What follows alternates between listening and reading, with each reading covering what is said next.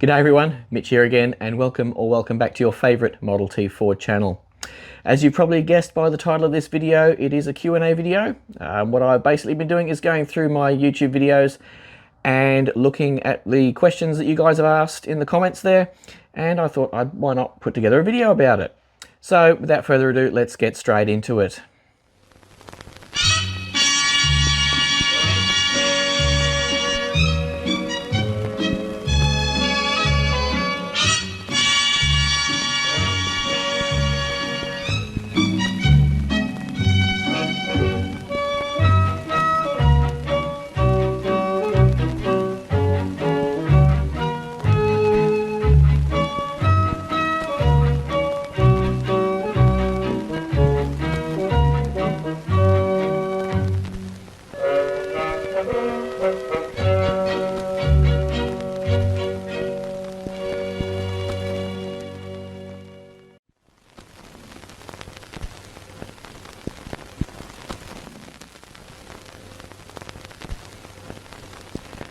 So the first question is from Todd Atkins-HQ5QV, and he asks, are the wooden buzz boxes original or have they been gone through?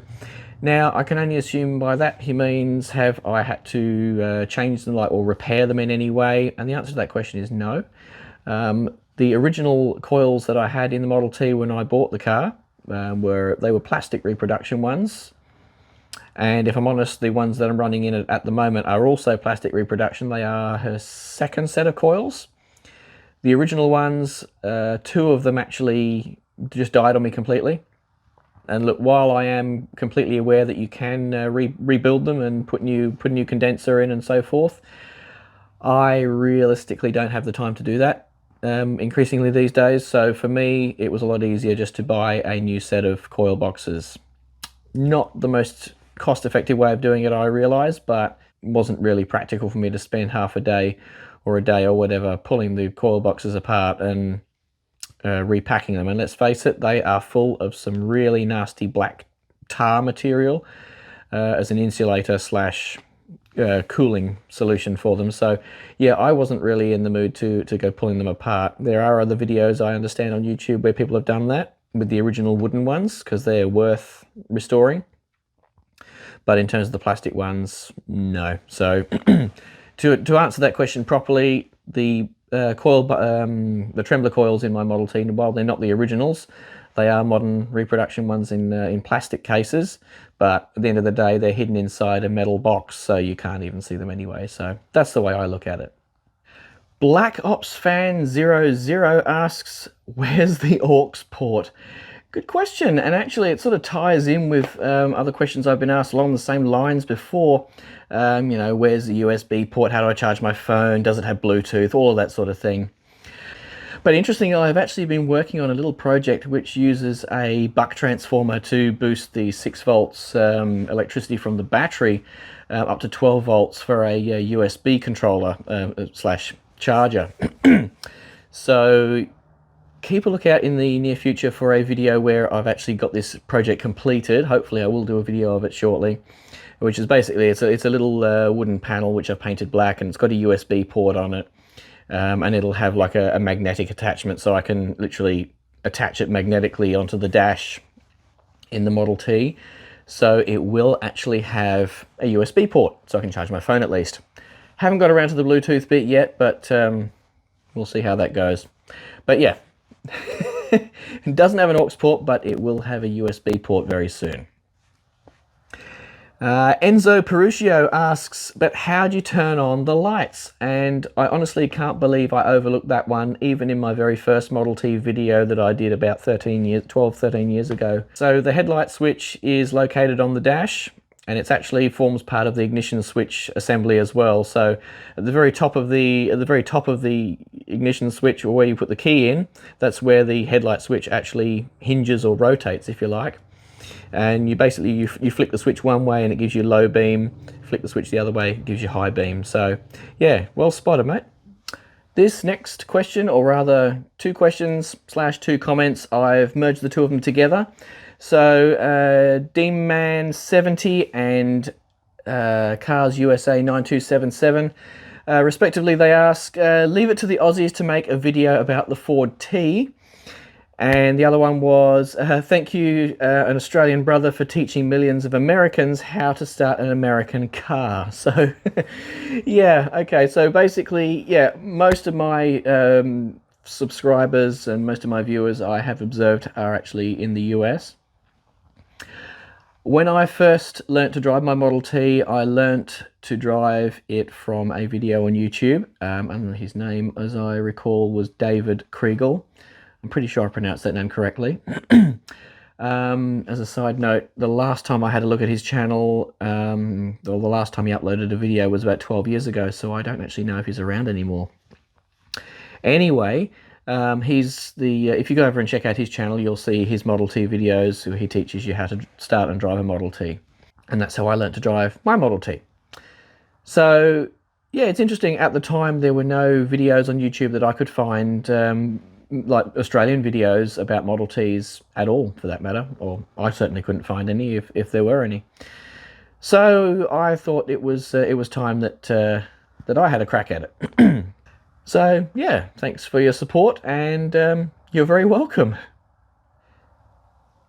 Salvros asks, does it have EcoBoost? Well, that depends on, I guess, how steep a hill you push it down, I suppose. But no, my Model T, I have to say, I've made a point of keeping it as original as possible. So no turbochargers, no superchargers, no nitrous. No, she's just good old-fashioned 100-year-old technology and still plodding away as good as ever. So I have had people ask me at car shows, you know, why don't you take its engine out and put a small block V8 or something in it? And I have to sort of bite my tongue on that one. I'll have to admit, being a bit of a purist myself, you know, I don't like to see old cars, well, I'll say butchered, you know, to put V8s and stuff in them like that. So that's not to say, you know, like, you know, I've got nothing against hot rods and that sort of thing. It's not really my scene, but yeah, it does get up my goat a little bit when I see people taking a perfectly good vintage car, and from my point of view, spoiling it by putting a overpowered engine in something that's, you know, 100 years old kind of thing. So next question is from Bruce Kivy, who asks, is it ever necessary to adjust the spark timing after switching from battery to magneto? Obviously, in a modern car, your ignition timing is actually controlled automatically by the car, so the driver has no input on that. On a Model T, it's obviously entirely manual, so when you're starting a Model T, when you're first setting off, or if you're climbing a hill, then you have to have the spark retarded. And then as you pick up speed, or if you're going downhill, then obviously you advance the spark. So yeah, to answer your question, when you switch from battery to magneto, the power source is, for the most part, irrelevant. The only real difference between battery and magneto is your magneto will give you just a little bit more voltage than your battery. So your battery is obviously 6 volts in a standard Model T, whereas your magneto gives you roughly 7 volts if you've got a healthy magneto.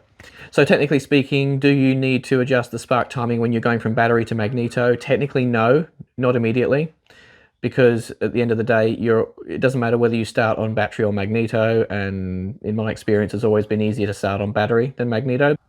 Where adjusting your timing is most important is when you are pulling away, or I should say, when you're first starting the Model T, you always have the spark retarded, and then when you are pulling away or climbing a hill, then you keep that spark retarded, and then once you're out on the flat and you're increasing speed or you're going downhill, then you advance the spark that way. Little Shorty Bop says, I can't find the cranking handle on my Tesla. The reason I picked out that particular comment, obviously nothing to do with Model Ts, but up until about a year ago, I actually owned a Tesla, so that's the reason that particular one is relevant. I actually bought the Tesla because I love modern technology, and I'd never had an electric car before, so I thought, well, why not? You know, I'll give it a try. And it's all this whole thing about a self-driving car and all of that sort of thing, and not least of which also it's a very, very quiet car to drive, I have to say. But as you can see, you know, to look at me, my physical appearance, I've always been a country guy. I guess the cowboy hat kind of gives that away. And let's face it, driving around in a Tesla in a cowboy hat, it just doesn't look right. And let's face it, in my line of work, I couldn't, a Tesla is just, for me, it's just not really a practical car for my line of work. You know, I work with farm machinery mostly. A Tesla, unfortunately, yeah, not really the ideal car for my line of work. I actually drive a Ram 2500 now, so a bit more appropriate and obviously much more practical for my line of work. But I had to laugh at that comment, so I can't find the cranking handle on my Tesla. I thought that was a really good one. Masters57 asks, is it possible to use the start lever like a motorcycle kickstart? I'm going to start by saying no, absolutely not. And I'll explain why.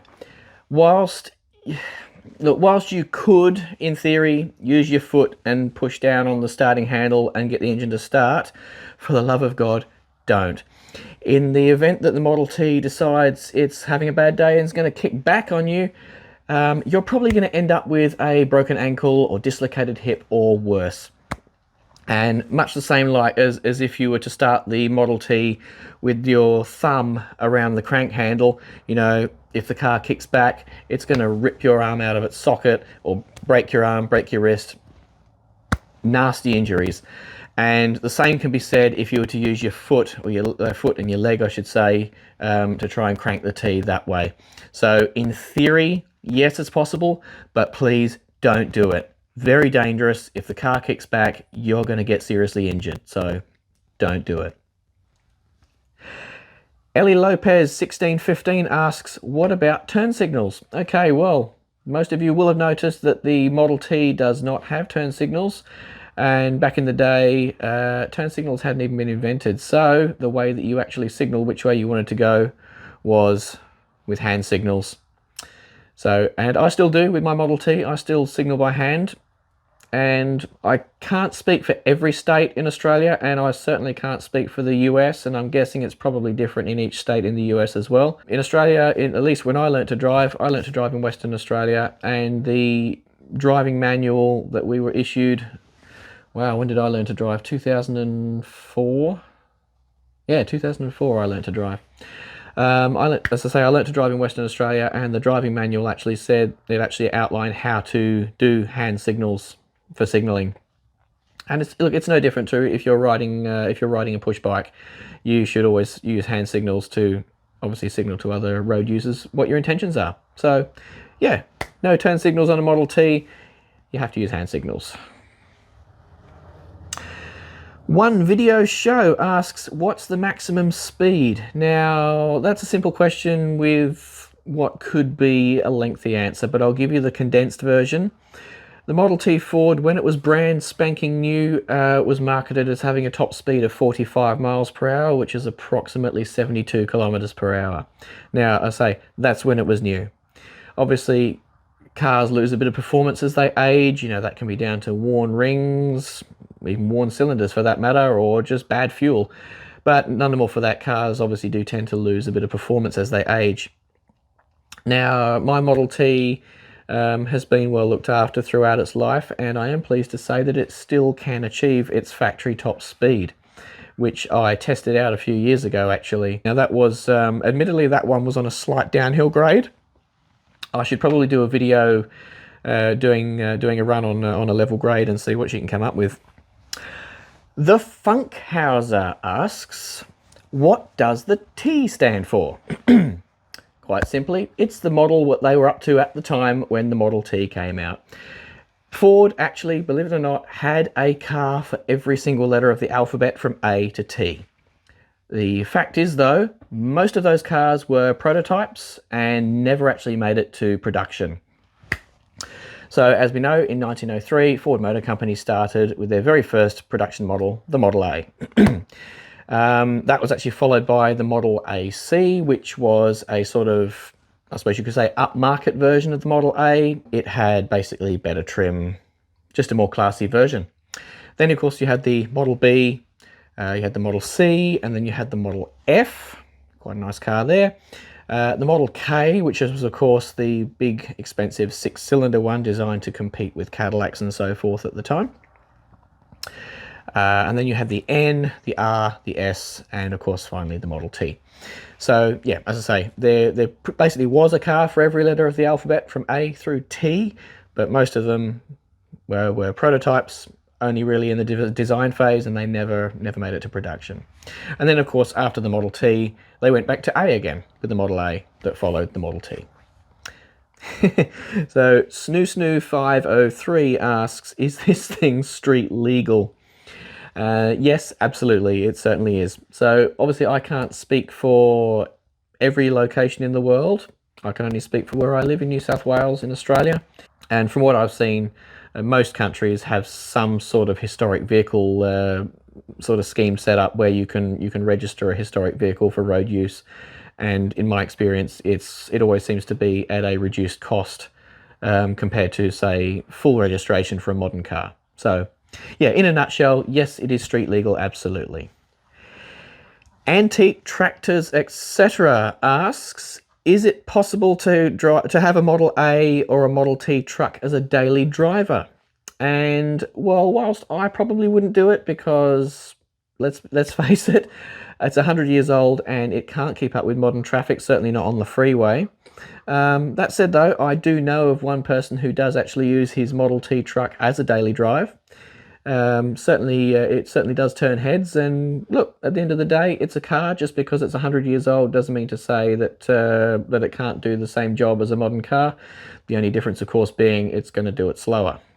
But yes, you can use it as a daily drive, and I have seen a couple of videos on YouTube where people have done exactly that and shared their experiences with using a Model T or a Model A as a daily drive. So yeah, good question. Mr. L. Robertson, he asks, how many people ran over themselves, I wonder? Now, yeah, that's a bit of a dark question. And honestly, I don't know the answer to that one, and I don't think I really want to know. But I imagine that some people that were a bit careless and had their Model T in gear when they were cranking it, yes, it is absolutely possible to run over yourself when you're hand cranking a Model T if you have that parking brake lever all the way forward, in which case the car would actually be in top gear. So apart from anything else, it would be phenomenally difficult to hand crank the car when it's engaged in top gear, because you are literally trying to move the entire weight of the car using the crank handle. So yes, it's possible to run over yourself when you're cranking a Model T, but geez, I don't know, you'd have to be pretty darn strong, and how you wouldn't notice that when you're immediately trying to crank it, you'd find it extremely difficult, and the fact that the car would actually start moving towards you slowly would be cause for concern. So whilst I don't know the statistics of how many people got run over by their own car, it certainly is possible, but it's not exactly easy. So there you go. And the last question for today, Brett Duffy 1992 asks, how does the car do stopping at full speed? Great question. The Model T's ability to stop is, shall we say, pitiful at best. Obviously, you've got to remember that the Model T Ford came from a time where, you know, you had speed limits of, say, 10 or 20 miles an hour in cities. In fact, 20 miles an hour is probably being a little bit generous. So if I'm driving the Model T at full speed and I want to do an emergency stop, well, good luck, because a stock Model T with no additional braking ability, that is, say, no Rocky Mountain brakes like my Model T's got. If you're using the stock brakes on a Model T, which, as you probably be aware now, is a transmission brake, strictly speaking, there are no brakes on the wheels for stopping. The only wheel brakes that a Model T has are your parking brakes, which are metal drums and metal brake shoes. So yeah, using those to stop, it ain't gonna happen, sorry. And certainly not on a wet road. How well does it do stopping at full speed? Let's just say my Model T fails the brake test every time when I go in for a roadworthy inspection. Again, I can't speak for other countries, but certainly here in Australia and certainly in New South Wales where I live, every year, and no cars are exempt from it. All cars have to go through a roadworthy inspection before they will issue you with a renewal for your registration. So, and part of that process is let's say it's the roadworthy inspection, and part of that process is a brake test. But there are obviously exemptions and ways around it, and I believe they are actually looking at reviewing the brake test requirement on vintage cars, because obviously a lot of them, including I've even seen like MGs, for example, from the 1960s that still fail a brake test for the simple reason ABS wasn't a thing back then, and even though they did have four-wheel brakes, a lot of these older cars, they still don't pull up as well as a modern car. So there you go. Well, I hope you enjoyed this video. There's some really good questions there.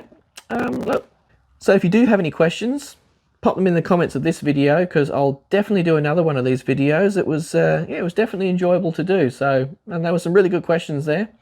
So once again, thank you very, very much for watching. And as always, don't forget to like the video, hit that subscribe button and turn on notifications so that you can stay up to date with my new videos. And yeah, as always, thank you very much for watching, and I'll see you next time.